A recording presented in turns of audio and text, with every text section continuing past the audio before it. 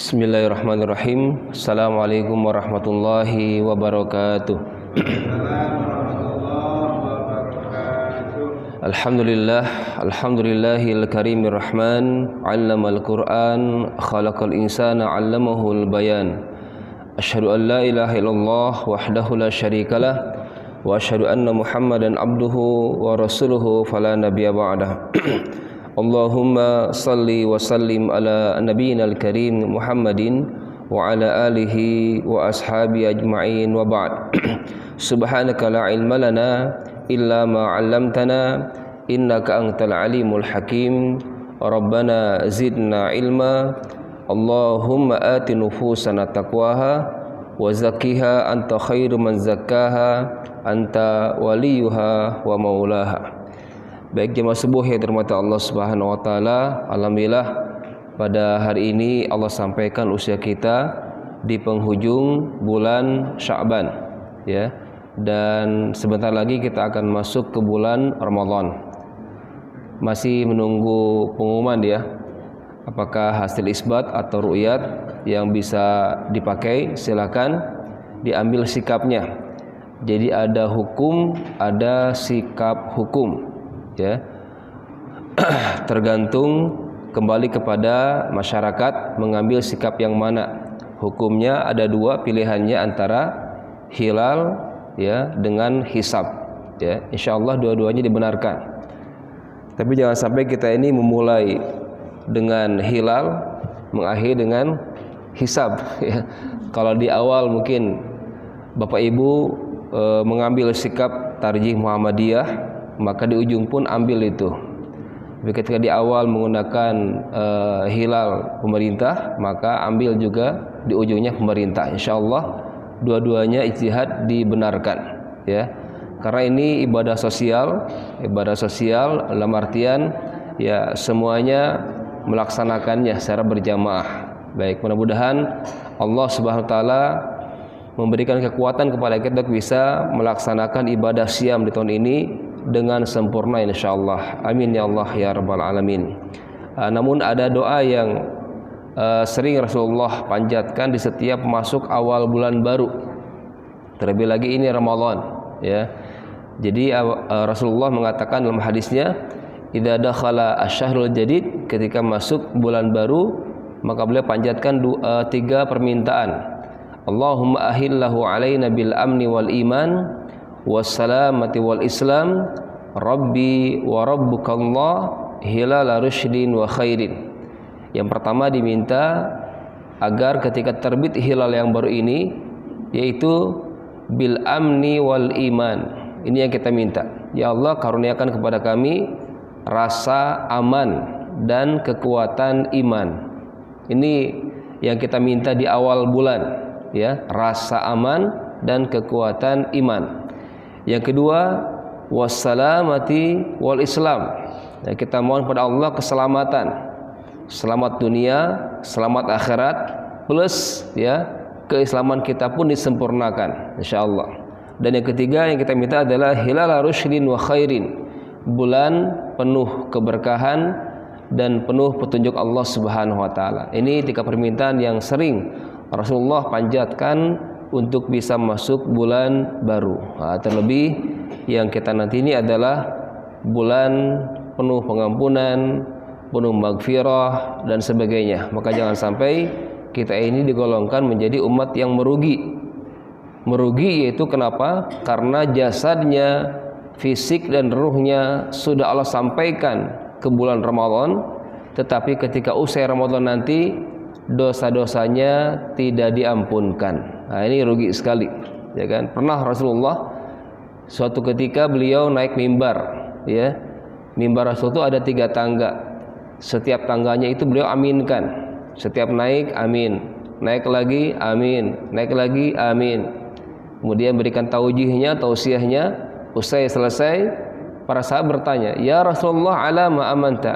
Ya Rasulullah, atas apa engkau aminkan? Enggak biasanya engkau naik tangga mengucapkan amin, ya. Beliau mengatakan, tadi atani Jibril. Jibril datang kepadaku dan membisikkan di telingaku, dan setiap bisikannya saya aminkan.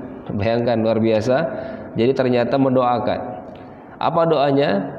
Bisikan pertama, ragima'an furajulin. Ya. Rugi sekali. Siapa itu? Orang yang merugi yang pertama, dzukirtu indahu falam yusalli alayya. Itu orang yang disebut namaku tapi dia tidak bersalawat. Nah, ini jangan pelit untuk senantiasa menyampaikan salawat kepada Rasulullah sallallahu alaihi wasallam. Nah, kalau enggak merugi, setiap disebut nama beliau maka balas dengan salawat dan salam kepada beliau. Ini pertama. Yang kedua, yang rugi itu siapa? Ragima'an furajulin. Rugi siapa itu? Man adraka walidah falam yudkhilahul jannah. Yaitu orang yang masih dipertemukan dengan orang tuanya. Berarti ini anak. Anak yang masih ditakdirkan untuk bisa bertemu dengan ayah atau ibunya, tetapi anak ini tidak menjadikan orang tuanya wasilah untuk bisa masuk surga. Ya, padahal kita ketahui dan kita imani al-jannatu tahta aqdamil ummahat. Surga di bawah telapak kaki ibu. Nah, maka berbaktilah kepada orang tua kita, ya, baik itu masih hidup maupun sudah tiada. Berbakti anak kepada mereka ini kewajiban kita setelah kewajiban Allah SWT. Itu derajatnya, ya. Wa qala rabbuka alla ta'budu illa iyyah. Allah putuskan, ya, tidak boleh beribadah kecuali hanya kepadanya. Yang kedua apa? Wabil walidaini ihsana. Ibadah yang kedua adalah baktinya anak kepada orang tuanya. Nah, maka rugi ketika ada di sini anak-anak yang masih ada, ya, dipertemukan dengan kedua orang tuanya atau salah satunya, tetapi anak tersebut tidak memanfaatkan orang tuanya menjadi wasilah ke dalam surganya Allah. Inilah orang yang merugi yang kedua kalinya. Yang ketiga, siapa yang rugi ini? Ragima'an furajulin. Rugi. Siapa itu? Ya, dakhala Ramadan summan salakha falam yughfar lahu. Itu orang yang ditakdirkan Allah usianya, fisik dan ruhnya masuk ke Ramadan, ya, karena banyak orang yang Allah panggil sebelum Ramadan. Tapi setelah usai Ramadan ternyata hamba tersebut tidak diampunkan dosa-dosanya. Berarti ngapain selama sebulan? Ya, jangan sampai kita ini tergolong menjadi orang umat yang merugi karena tidak memanfaatkan Ramadan sebagai bulan ibadah. Baik, insyaallah kajian kita pada subuh hari ini akan lanjut dengan kajian warisan insyaallah. Mudah-mudahan dengan masuk Ramadan, warisan keluarga, bapak ibu dan sahabat-sahabat di sini itu berkah dengan cara diselesaikannya sesuai dengan syariat Allah Subhanahu wa taala. Baik.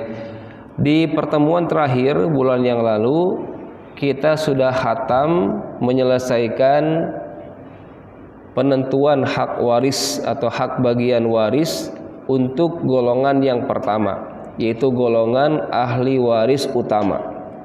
Nah, jadi saya bagi dua, ada ahli waris utama, ada ahli waris waiting list, ada yang nunggu. Siapakah yang utama itu? Maksudnya adalah yang pasti dapat, ya. Ada 3 kelompok dari golongan yang pertama ini, kelompok ahli waris yang pasti akan dapat. Yang pertama adalah kelompok pasangan, suami atau istri, ini pasti dapat, ya. Ya, syaratnya adalah tidak melanggar penggugurnya seperti pembunuhan atau beda agama. Nah, selamat tuh. Yang kedua adalah al-waladan, kedua anak, laki atau perempuan, ini pasti dapat. Berarti cucu masih waiting list. Insyaallah subuh hari ini kita akan bahas cucu, ya. Kemudian yang ketiga adalah al-abawan, orang tua, ya, ayah dan ibu si mayit. Ini sudah kita bahas. Ini 3 golongan, 3 kelompok yang masuk kategori golongan ahli waris utama. Nah, kalau saya bandingkan dengan hukum positif yang berlaku di negeri ini, di pengadilan negeri itu berlaku sistem golongan juga. Yang golongannya beda, Pak, ya. Selagi masih ada golongan 1, maka golongan 2 nggak dapat. Siapa golongan 1 ini? Golongan 1 adalah pasangan dan anak. Jadi ketika si mayit meninggalkan pasangannya, anaknya plus orang tuanya, secara hukum positif orang tua enggak dapat warisan, Pak. Ya. Jadi yang berlaku adalah hanya golongan satu. Selagi golongan satu masih ada, maka golongan dua, orang tua diantaranya itu enggak dapat hak waris.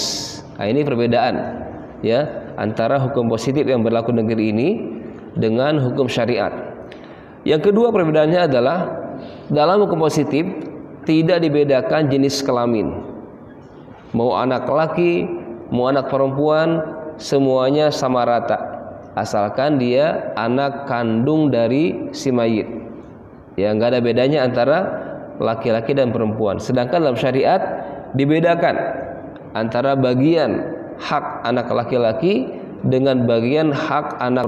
Ini ujian ketaatan kita kepada syariat Allah Subhanahu wa taala. Dibuat seperti itu. Ya. Seperti halnya bilangan salat, rakaat salat, kita ditunduk. Subuh 2 rakaat, zuhur 4, enggak ada yang komplain, ya, enggak ada yang komplain. Mungkin Bapak di sini mengajukan subuhnya 4 rakaat teh, mumpung masih bugar, enggak bisa, gitu kan ya. Atau isyanya 2 rakaat karena masih udah lemes, gitu kan ya. Oh, enggak bisa. Nah, ini sudah saklek. Nah, tapi banyak di lapangan untuk hak waris banyak yang komplain, Pak, ya. Allah a'lam bishawab. Maka ini butuh keimanan yang kuat untuk mentaati syariat Allah SWT. Jangan sampai kita ini tipe orang yang ya mengimani sebagian syariat dan mengkufuri sebagian yang lain. Syariat salat, oke. Syariat zakat, oke. Gitu kan ya. Apalagi haji umroh, oke. Bicara tentang syariat waris, tunggu dulu, ya, bagi rata aja deh. Nah, di sini atu'minuna bi ba'dil kitab wa takfuruna bi ba'd. Ini sindiran.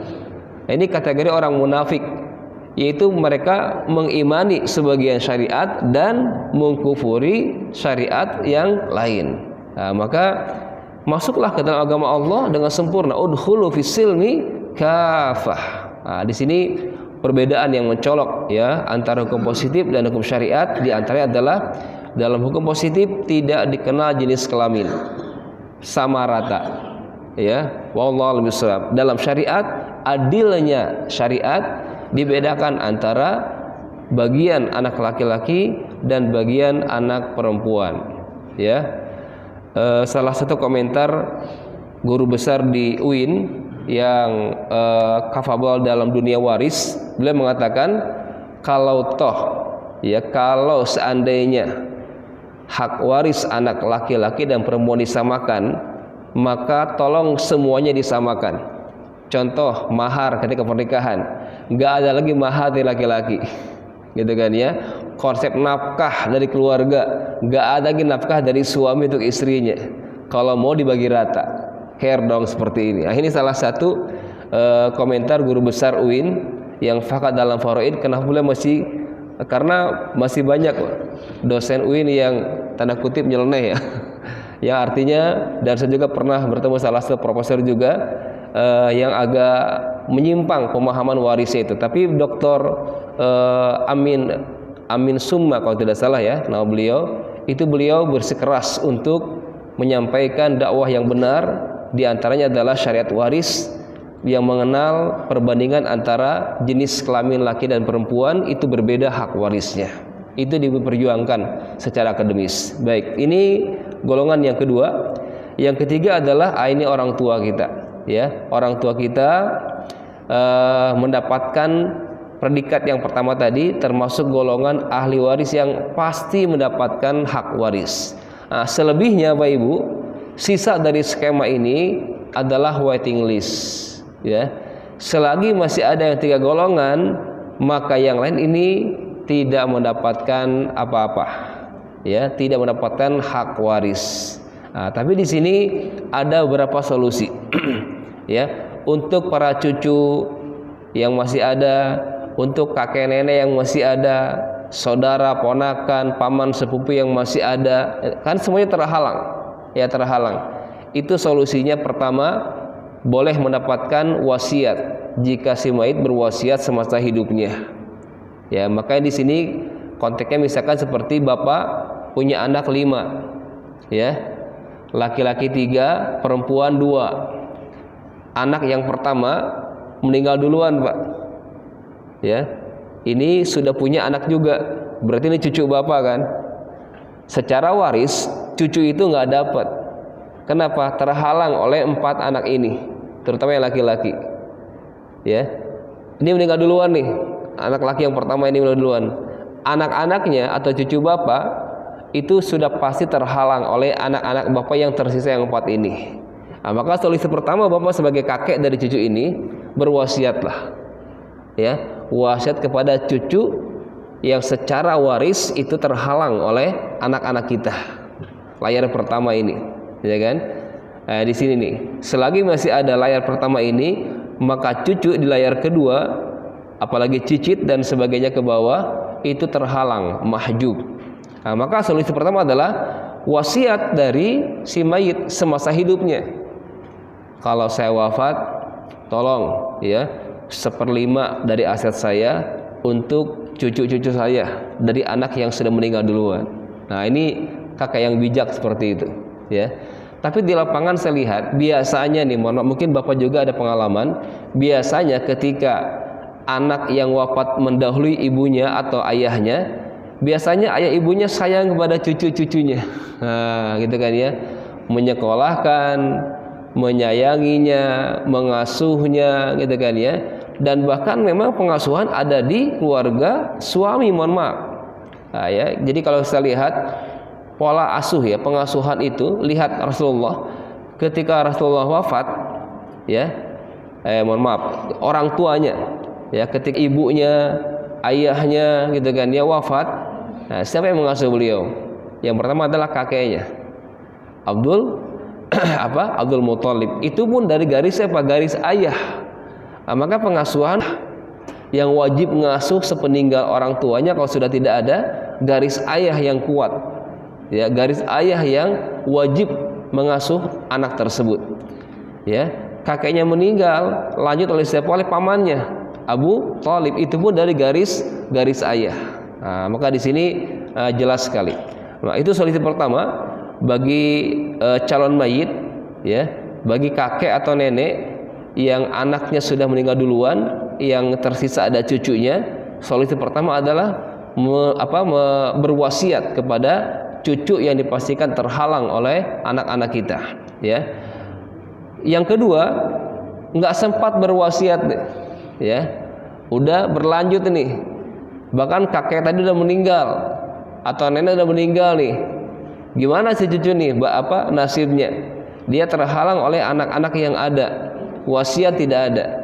Nah, maka solusi kedua adalah pemberian kerahiman dari ahli waris yang ada. Nah, kalau 5 anak tadi, setidaknya yang 4 anak tadi memberikan kerahiman kepada cucu-cucu dari anak yang pertama ini yang sudah meninggal terlebih dahulu. Ini 2 solusi, ya kan?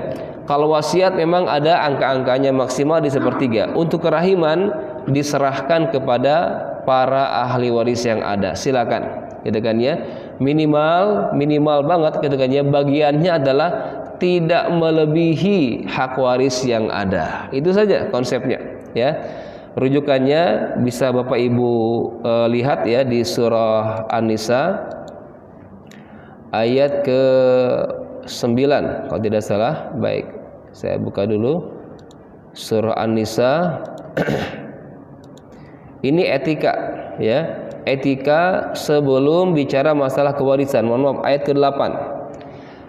A'udzubillahi minasyaitonirrajim.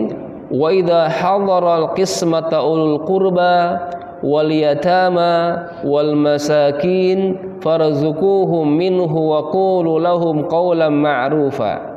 Ini etika, ya, sebelum bicara kewarisan.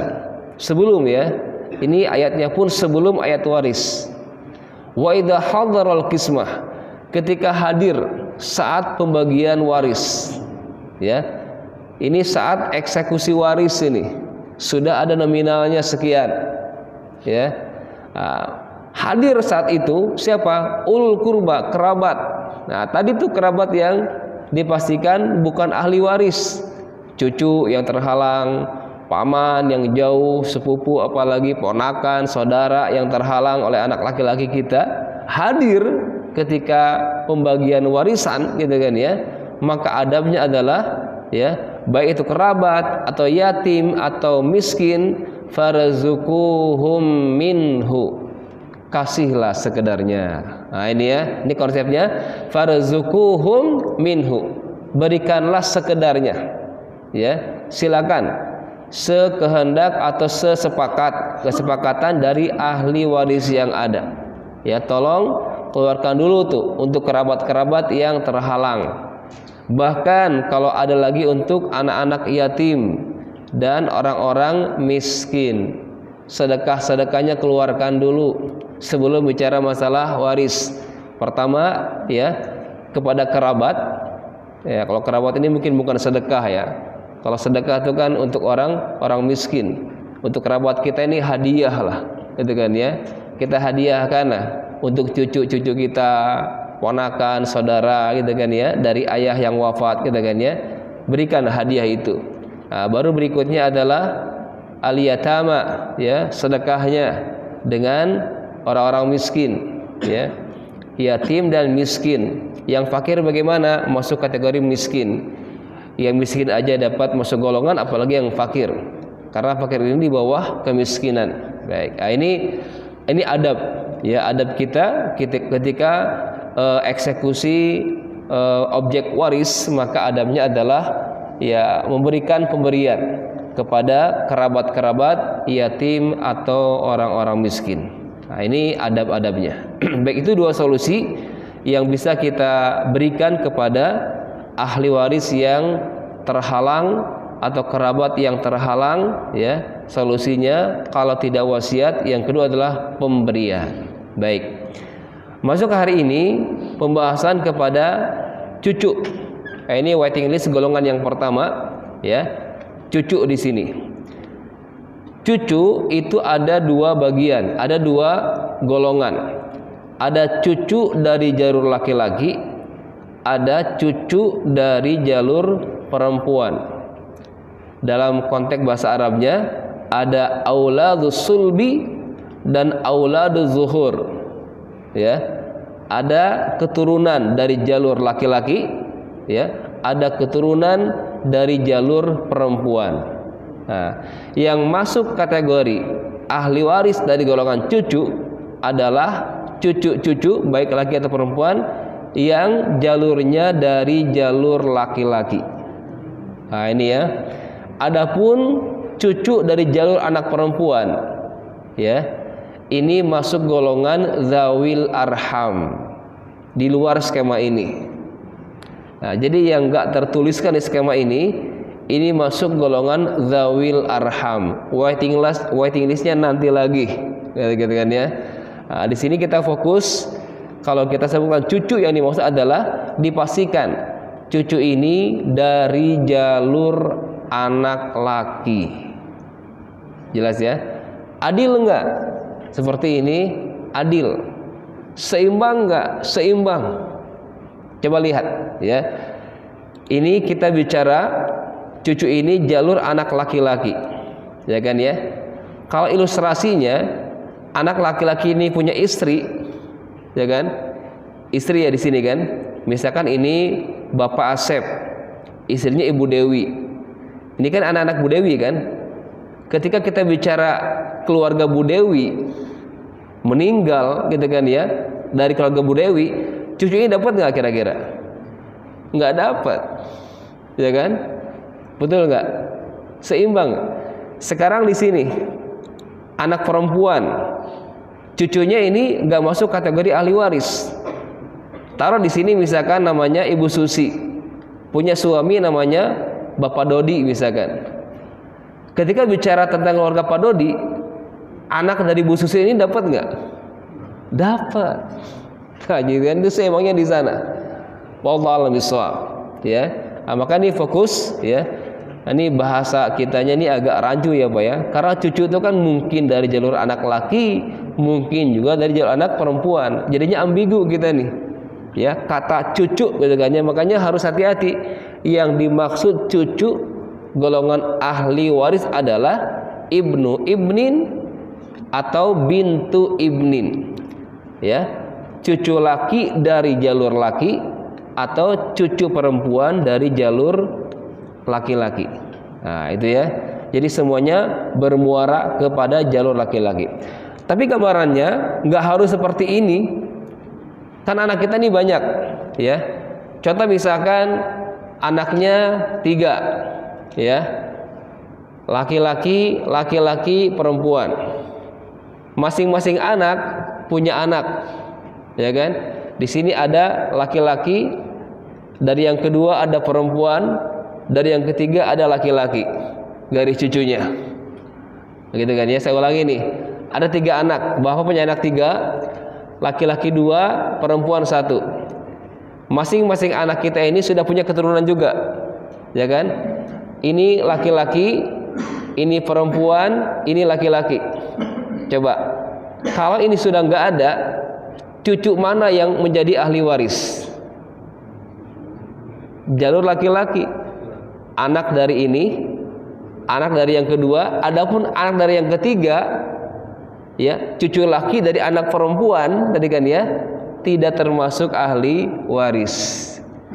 Yang masuk adalah yang dari jalur laki-laki. Ini kan 2, tadi kan anaknya 3, 2 laki 1 perempuan.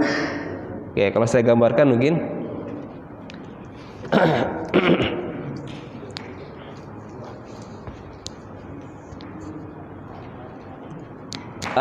jalurnya laki-laki. Misalkan sebuah keluarga di sini, ya, misalkan Bapak Asep memiliki 3 anak. Ada Dodi, misalkan ya, ada Denny dengan Mira, misalkan anaknya itu. Masing-masing sudah punya keturunan. Ini sudah punya anak laki-laki. Ini juga punya anak perempuan. Ini punya anak laki-laki. Misalkan garis anak sudah tidak ada, Mbak Asep baru meninggal hari ini. Pertanyaannya adalah cucu yang mana yang menjadi ahli warisnya Bapak Asep di sini? Anak sudah nggak ada semuanya, meninggal duluan karena COVID misalkan. Nah, ini baru cucu nih, garis kedua nih. Cucu mana yang mendapatkan hak waris dari kakek Asep ini? Ini masuk nggak? Nggak masuk. Kenapa? Jalurnya perempuan. Yang masuk kategori adalah dari jalur laki-laki. Jelas ya? Nah, ini cucu seperti itu. Adapun yang perempuan di sini, wah ini kan sayang nih, ya kan ya, kasihan nggak dapat. Padahal selevel dengan mereka berdua. Tadi solusinya, kalau bisa Pak Asep, kalau sudah paham waris gitu kan ya, semasa hidupnya beliau bisa berwasiat ke cucu ini. Ini laki-laki, tapi laki-lakinya dari jalur perempuan, lemah. Berwasiatlah Pak ke cucu ini, ya kan? Berwasiatlah. Kalau nggak sempat wasiat, solusi kedua, Pak Asep meninggal duluan, belum ada wasiat, maka dari sini nih kerahiman. Bicara kerahiman, ini kembali kepada keimanan yang bersangkutan, ya kan? Dia ikhlas nggak, rela nggak memberikan, karena tidak kewajiban. Jadi kalimat yang dibaca tadi, farzuquhu minhu, itu tidak menunjukkan kewajiban, tapi sifatnya adalah anjuran. Ya, sangat dianjurkan kepada ahli waris yang ada memberikan pemberian kepada kerabat yang kategorinya adalah masuk kategori yang terhalang, ya. Apalagi ini kan selevel, kasihlah, gitu kan ya, sekedarnya. Berapa bagiannya? Ya minimal sama dengan bagian mereka, itu aja patokannya, tidak mau lebih bagian mereka. Solusi diantaranya untuk para cucu yang tidak mendapatkan warisan. Baik, masuk ke pembagian. Untuk bagian cucu, ya, pertama dipastikan tidak ada yang menghalangi cucu, ya. Siapakah yang menghalangi cucu? Yang menghalangi cucu adalah jalur laki-laki, anak berarti. Selagi masih ada anak laki maksudnya, maka cucu tidak mendapatkan hak waris. Nah, ini jadi mahjubnya cucu ini oleh siapa? Oleh anak laki-laki. Baik anak laki-laki ini bapaknya sendiri maupun pamannya, omnya. Yang pasti adalah itu anak laki-laki si mayit. Wallahu a'lam bishawab. Ya, ini ya. Untuk bagian warisannya, cucu ini sama persis dengan bagian warisan anak-anak, ya kan? Bagiannya sama persis. Hanya satu saja kondisinya ditambahkan kondisi terhalang. Nah, berarti cucu dapat warisan kapan? Ketika yang menghalanginya tidak ada, gitu aja. Ya, kayak kita fokus cucu laki-laki dulu. Ya, cucu laki-laki mendapatkan terhalang oleh siapa? Oleh anak laki-laki. Anak perempuan tidak menghalangi cucu. Saya ulangi ya. Yang menghalangi cucu adalah anak laki-laki. Sedangkan anak perempuan itu tidak menghalangi cucu. Dia akan saling mewarisi. Ya, contoh misalkan. Baik, saya langsung praktik contoh ya.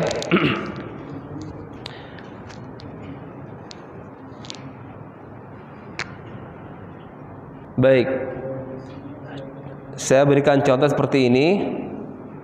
Misalkan keluarga Pak Asep memiliki, saya ulangi nih ya, yang Pak Asep memiliki 2 anak, ya. Contoh di sini Pak Dodi ya dengan Mira, misalkan. Dodi meninggal duluan. Ya, dia punya anak, ya. Siapa? Misalkan Denny, anaknya itu. Ini meninggal duluan, tahun 2010. Hari ini Pak Asep meninggalkan istrinya, misalkan ya. Kemudian anak perempuannya Mira dan cucunya Denny dari anak Dodi ini yang sudah meninggal lebih dulu. Tergambar ya. Jadi mayit meninggalkan istri, anak perempuan dan cucu dari jalur laki-laki yang telah wafat terdahulu. Nah, digambar seperti ini. Seperti ini Pak, Denny masih ada peluang dapat warisan. Berapa sisanya? Ya, istri 1/8, anak perempuan berapa kalau sendirian?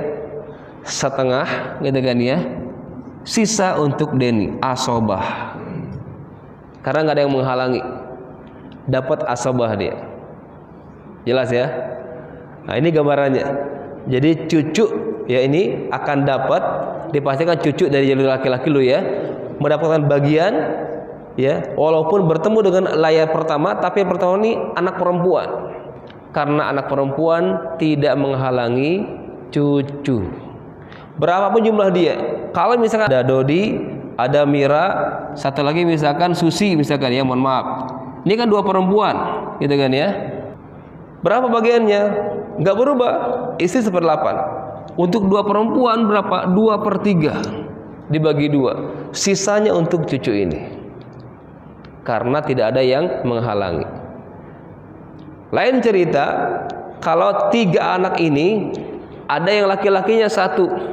Kayak ini nih, ya kan? Dodi, Denny, Mira. Misalkan Dodi meninggal duluan, tersisa 2 nih, Denny dengan Mira. Kira-kira cucu yang di bawah ini dapat nggak? Nggak dapat. Kenapa? Karena masih ada nih Denny ini yang laki-laki yang menghalangi semua cucu ini. Nah, ini anak laki-laki ini penghalang Pak, penghalang cucu yang ada. Jadi kalau masih ada anak laki-laki, maka cucu nggak dapat sama sekali. Nah, tapi kalau tidak ada anak laki-laki, yang ada anak perempuan, maka cucu ada peluang mendapatkan hak waris dari kakek yang wafat ini. Baik, itu jelas ya.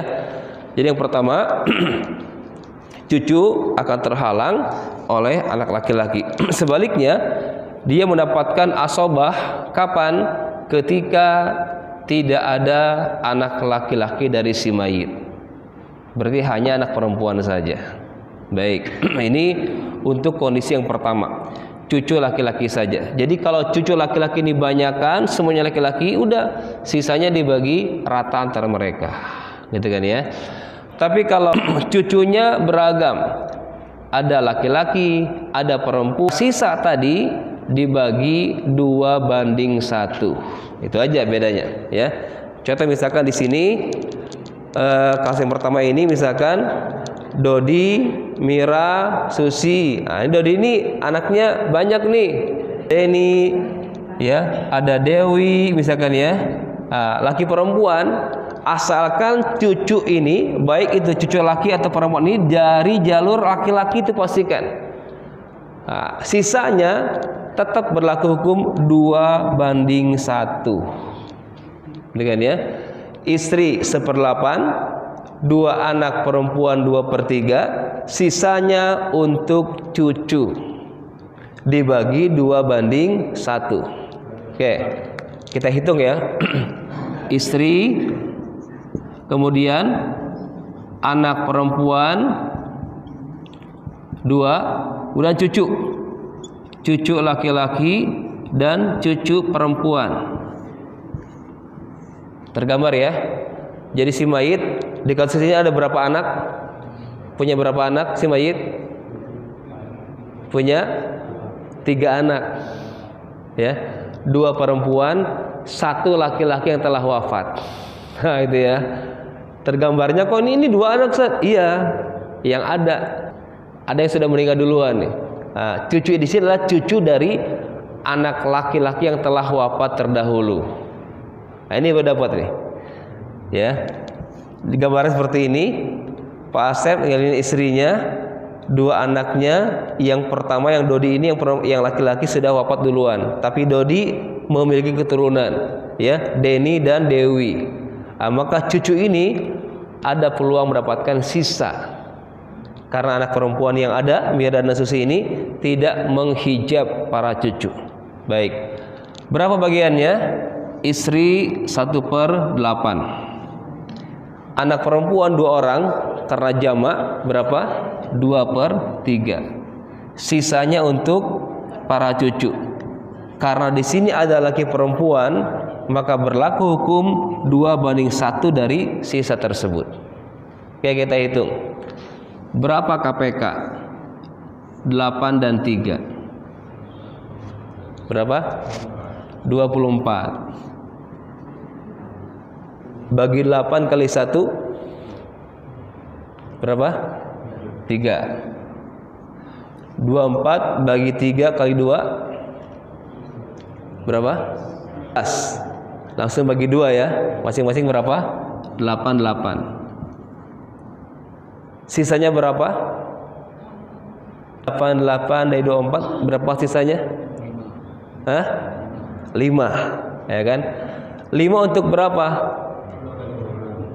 Bukan 2 tapi 3 bagian yang dilihat. Sisanya 5 nih. 5 untuk 2 orang. Tapi jangan lihat orangnya, bagiannya. Karena apa? Laki perempuan berbeda. 5 dibagi 3. Nah, ini ada 3 bagian di sini. 5 dibagi 3 bisa nggak? Nggak bisa, ya kan? Kalau nggak bisa, semua angka ini dikali dengan 3. Caranya, biar semuanya ketahuan berapa angkanya. Kali 3 berapa? 24, 72 ya Pak ya. 3 kali 3 9, 3 kali 8 24, 3 kali 5 15, dibagi 3 5. Yang laki-laki 2 bagian. Berarti ini 10, ini 5. Selesai Pak. Ada nggak 72? Ini kalau mau detail waris masing-masing. Ini 9/72, 24/72, 24/72, 10/72, 5/72 kali harta waris yang ada. Nah, ini cucu ya. Untuk cucu laki-laki itu gambarannya dengan 3 kondisi. Pertama adalah terhalang oleh anak laki-laki yang ada. Yang kedua, asobah bin nafsi, jika semuanya cucu laki-laki bagi rata. Yang ketiga adalah asobah bil ghair, ketika gabung antara cucu laki-laki dan cucu perempuan. Sama persis bagian anak laki-laki di atas. Hanya beda satu adalah ada bagian di mana kondisi cucu ini terhalang oleh anak laki-laki. Baik, sampai di sini. Ada pertanyaan? Silakan. Ya Pak. Ada mic-nya, silakan.